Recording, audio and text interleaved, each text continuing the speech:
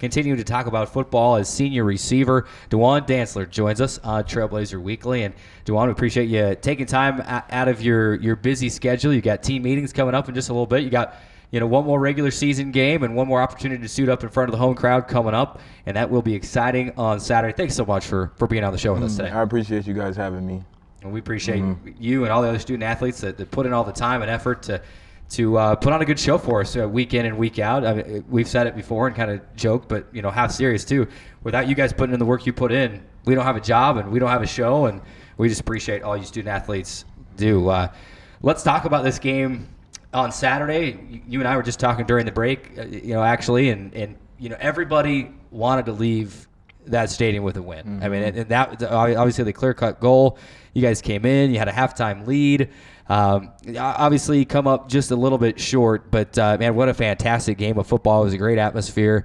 Where does that rank in terms of most fun football games that you played in? Obviously, I know the ones last year, probably when you beat Colorado School of Mines was better, but that was a great environment. Had to have been a fun game to play in still. I think it would have to be 2 or 3 behind last year's game in Grand Valley as far as how fun it was. But, yeah, it was a fun one. I feel like we really came out ready to play, so it was definitely fun. Just one too many mistakes on the second half. So, what is it about Colorado School of Mines that enables you to have big games? I mean, you look at last year's game and you go for over 240 yards and Drayson and I were at that game on Saturday, and we're calling the game and thinking, man, he might break his own record here and go for the single game record again. What it is about matching up against Colorado School of Mines that your team's able to put you in good spots and quarterback's able to get you the ball and help you have those good games? I think it's really the game plan that coach prepares when we play them. I think just the way we match up as a receiver group against their DBs, I think they always find a loophole where we could shine. Yeah, absolutely, and certainly 2 big games, over 240 yards last year and then 234 yards on Saturday with a touchdown and a couple of real long runs after the catch as well. One thing that we noticed was there was no shortage of big plays kind of across the middle. You talk about the game plan and your coaches getting you in those right spots. Was that kind of the game plan going in, that you guys saw something that, hey, we can run these 10 or 15-yard slant routes, or they get you across the middle and then we have room to run? Was that the game plan going in? Because you were making a living on those across the middle plays all game long on Saturday. Really, what we ran in the game, we practiced it all week, and I just knew I had to make 1 or 2 guys miss and I could go. So I really mentally focused on that all week, just making 1 or 2 guys miss, and the opportunity will be there. Of course, we're seeing your touchdown run, your catch and run right there, and incredible play that was. But yeah, Dejuan Dantzler and the Dixie State receivers had tons of success across the middle on Saturday. And not only that, I mean 10 receptions, 234 yards, 1 touchdown. It was not just Dejuan Dantzler, but it was everyone. It seemed like, what was it about the offense? I just mentioned a few numbers ago. I'm not sure if you heard those numbers in the back, but this was a really good defense coming into the game. 47 rush yards per game, 188 pass yards per game, 288 something or other yards per game allowed total. You guys smashed through all those defensive stats. You got 27 points. They only allow 13 points to opponents. What were you guys doing offensively that just allowed you to be able to break all those kind of numbers that they've established throughout the first 9 games of the season? I think we really did what we always do. I think there was a different level of focus that week, though. I think we really came to play. The big fellas up front really came to play, I feel like, and I think that was a big difference too.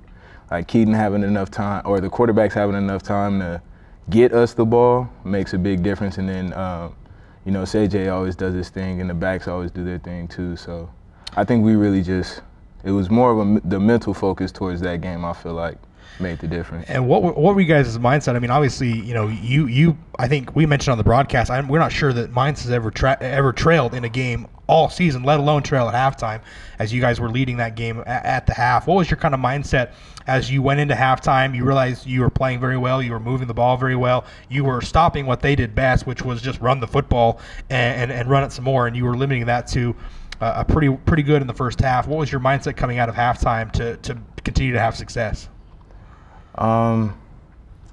Really just keep doing what we do. We really wanted to avoid penalties this game, so I know the emphasis was on that. And we really wanted to keep the same game plan, keep staying consistent. I think we just made one too many mistakes on the back end, and they started adding up on us. So, Chatting with Dixie State redshirt senior receiver Dejuan Dantlzer. You've been here 5 years. This is year 5, and I'm going to tell you what. We'll get into senior day and stuff here in just a few minutes, but I've been here with you each of those years, and it seems like it has just flown by. It doesn't feel like that long. Maybe to you, you're out putting in the work each day. It probably feels that long to you. But he's been here at Dixie State making plays since day one. But speaking of that, it's given you an opportunity to get on the field. I don't know if you're aware or if you've seen your 234-yard game actually put you at the top of the Dixie State career receiving yards record. So last year you broke the single game record against Colorado School of Mines. Right now you're sitting, I believe through the math, 2,049 career yards and just knocking off Kaiser Christensen, who was a 4-year guy himself from 2006. So he was the one of the original D2 guys, and he came in as a freshman and then played until 2010. And now you're sitting atop a couple of those lists. And, of course, it's not all about numbers and individual numbers. It's a team game. But what does that mean to you to know that, man, I've come in and I put in that time and I'm leaving my name on this Dixie State football program? I didn't really know that. Like, when I broke the record last year, I wasn't even paying attention to the fact that I broke the record. I'm still in the game. But, no, that's exciting, man. That's news to me, you know. So I'm excited to see what my parents got to say about it. Yeah. So and you get one more week to be able to add to that in the game against Adams State on Saturday.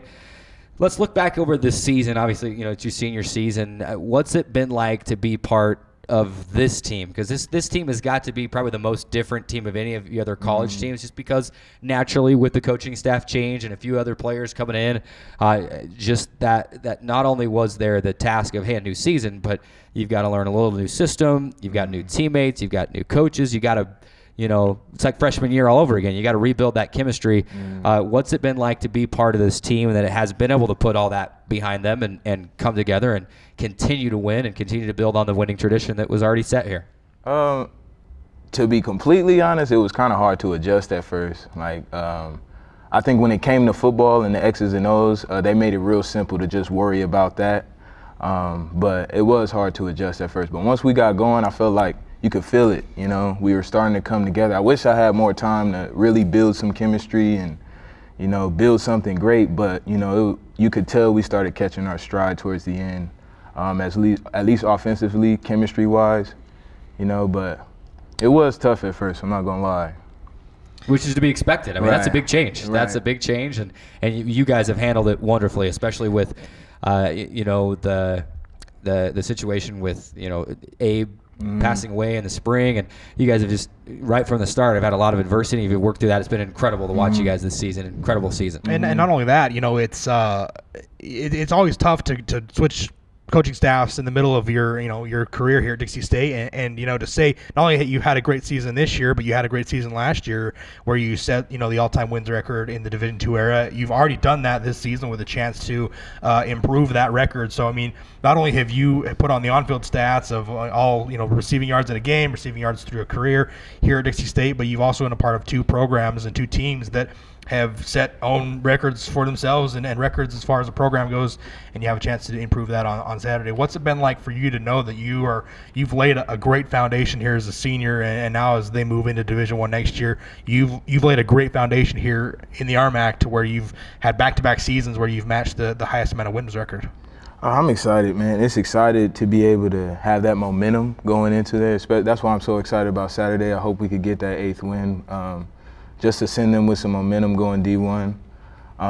But it's just been fun being here, building the relationships that I've had with the last coaching staff, this coaching staff now, Coach Brumfield's coaching staff, so I think that's been my favorite part, the relationships I've been able to build and the brotherhood I've had with all my teammates before and my teammates now, And, of course, you've been a part of the program for 5 seasons now, and you redshirted, and, of course, now you're a senior.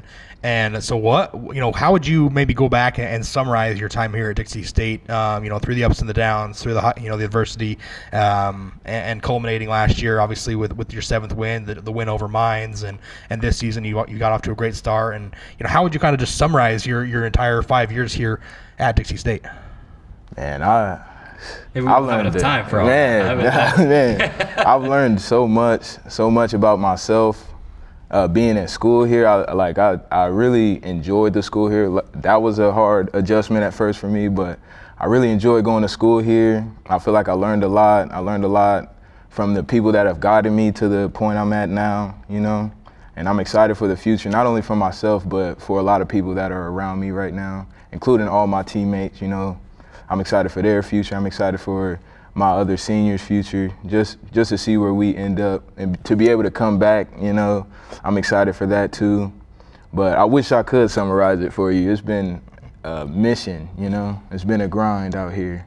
Well, I'm glad you mentioned Coach Brumfield because it really sparked my. You're probably the only person that's part of this team that has played under 3 different coaches. Yeah. Here at Dixie State. You were redshirt, and so you learned under Coach Brumfield and Coach McClure, and now Coach Peterson as well. You've put in your time. You've earned everything that you've received here at Dixie State University. Do you think back of those 5 years and all the fun, exciting games that you've been in, do you have a favorite memory out on the field here at Dixie State? I know that's putting you on the spot, making you go over 40 games, and do you have a favorite memory that you can think back on the spot?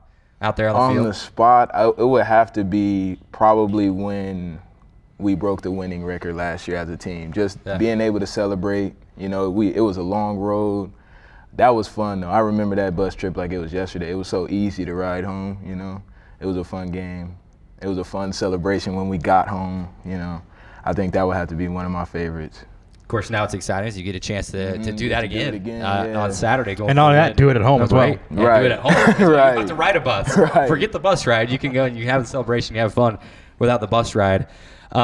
You've caught a number of touchdown passes here in your career, so let's stay on the theme of favorite. Do you have a favorite touchdown catch that you can think back of over your time? And there's been a lot of them, I know, so that's hard. I can't think of one off the top of my head. Let's do this. Let's play this game with you. Do you remember your first touchdown catch here at Dixie State University? I remember it like it was yesterday. Do you remember that? Yeah. Okay. We've got the film of it. Let's roll this tape. I want you to think what's going through your mind on this play.